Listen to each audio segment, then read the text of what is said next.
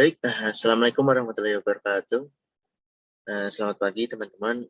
Selamat pagi juga pada Bu Zidina selaku dosen pengampu mata kuliah teori sastra. Nah, pada pagi hari ini, pertama-tama marilah kita panjatkan puji syukur kehadirat Tuhan Yang Maha Esa karena telah memberikan rahmat, kesehatan, dan keselamatan sehingga kita dapat berkumpul di ruang kelas daring pada hari ini. Nah, adapun topik yang akan kami bahas yaitu mengenai teori feminisme. Nah, sebelumnya mungkin perkenalkan dulu saya dan Kelvin Bagustiawan selaku moderator ya di sini ya, yang akan membimbing jalannya penjelasan atau materi atau pertemuan pada hari ini. Nah, adapun anggota kelompok kami itu yang pertama yaitu Kak Rivaldi Alfa Sulihin dengan NPM 21203011075. Kemudian ada yang selanjutnya Kak Salma Ayu Laili dengan NPM 21203011076. Kemudian ada juga Kak Elisa Sukma Purwandini dengan NPM 21203011077. Dan selanjutnya saya sendiri ya, Kelvin Bagustiawan dengan NPM 21203011078. Oke, baik, langsung aja ya, kita masuk ke penyampaian materi aja. Nah, untuk yang pertama, untuk waktu dan layar, saya persilakan kepada teman-teman semua yang akan menjelaskan materi. Waktu dan layar saya persilakan kepada Kak Rivaldi, Kak Elisa, dan Kak Salma.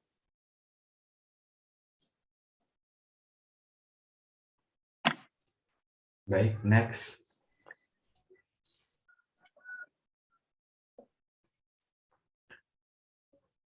Pertama-tama kita akan mempelajari tentang pengertian dari feminisme itu sendiri.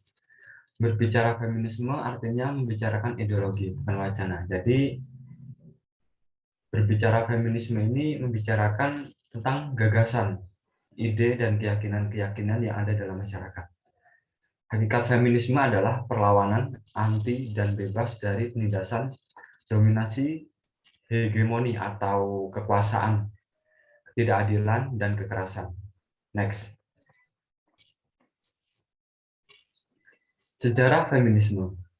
Dalam buku Encyclopedia of Feminist yang ditulis Lisa Tuttle pada tahun 1986, feminisme atau bahasa Inggrisnya disebut feminis, berasal dari bahasa Latin yaitu femina atau woman, dan secara harfiah artinya having qualities of females.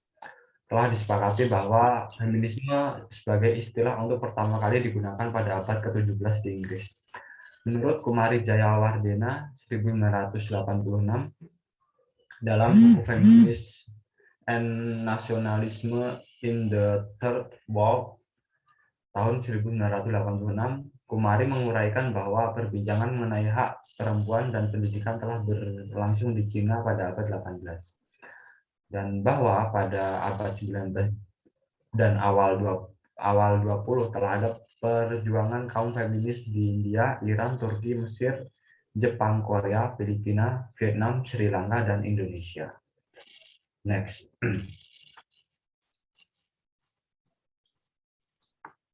Tokoh-tokoh feminisme. Next.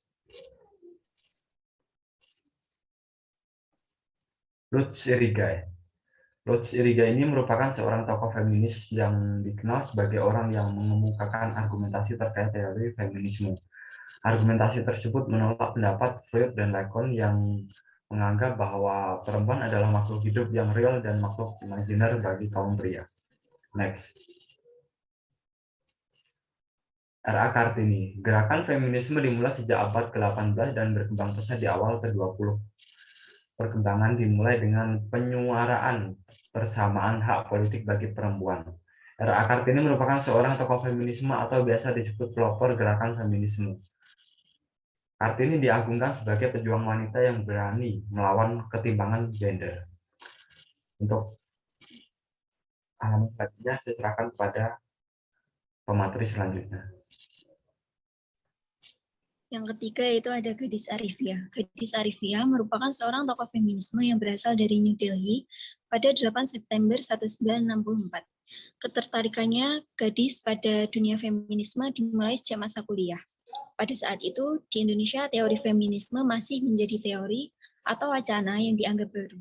Gadis mulai dikenal di beberapa kalangan sejak peristiwa penangkapannya saat mengikuti demonstrasi bersama puluhan ibu lain yang tergabung dalam organisasi perempuan bernama Suara Ibu Peduli.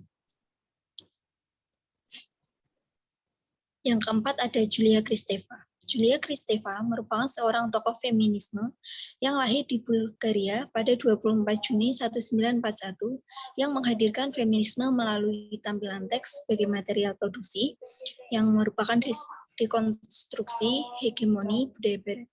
Konsep yang paling dikenal di kalangan sastrawan yaitu konsep semanalisis.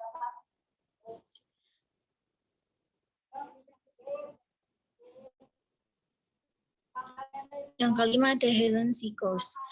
Helen Sikos merupakan seorang tokoh feminis yang lahir pada 15 Juni 1937. Ia merupakan seorang novelis, penulis drama, dan kritikus feminis. Helen Sikos memusatkan perhatiannya pada feminisme dalam dua hal, yaitu hegemoni oposisi biner dalam kebudayaan barat dan praktik penulisan feminis yang berkaitan dengan tubuh. Yang terakhir, Ayu Utami. Ayu Utami merupakan penggerak feminis di Indonesia. Ia mengemukakan pemikiran-pemikiran tentang feminisme melalui karya tulis yaitu novel. Pada tahun 1998, Ayu Utami menjadi pemenang sayembara novel Dewan Kesenian Jakarta. Berawal dari hal itu, Ayu dikenal sebagai seorang novelis yang berhasil mencetak novel berjudul Saman. Novel tersebut dianggap telah memberikan warna baru bagi sastra.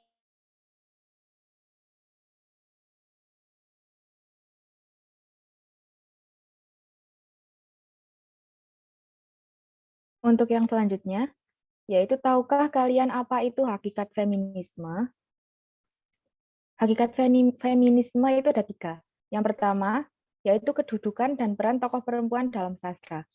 Kemudian yang kedua, tertinggalnya perempuan dalam segala aspek kehidupan, termasuk dalam pendidikan maupun aktivitas kemasyarakatan. Dan kemudian yang ketiga, yaitu memperhatikan faktor pembaca sastra, bagaimana tanggapan pembaca terhadap emansipasi wanita dalam sastra.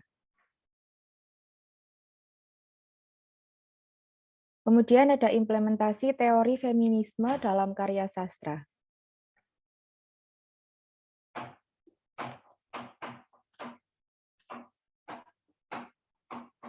Kaitan antar teori feminisme dengan sastra di bidang studi yang relevan, diantaranya ada tradisi literer perempuan, pengarang perempuan, pembaca perempuan, ciri-ciri khas bahasa perempuan, tokoh-tokoh perempuan, dan lain sebagainya. Dalam bidang sastra, emansipasi sudah ditandai dan dipermasalahkan sejak tahun 1920 dengan hadirnya novel-novel Balai Pustaka. Untuk selanjutnya, saya kembalikan kepada moderator. Ya, baik. Terima kasih kepada Kak Rivaldi, Kak Salma, dan Kak Elisa. Ya, langsung saja selanjutnya kita masuk ke sesi tanya jawab ya. Nah, mungkin untuk sesi tanya jawab akan dilaksanakan pada pertemuan selanjutnya karena sebenarnya dari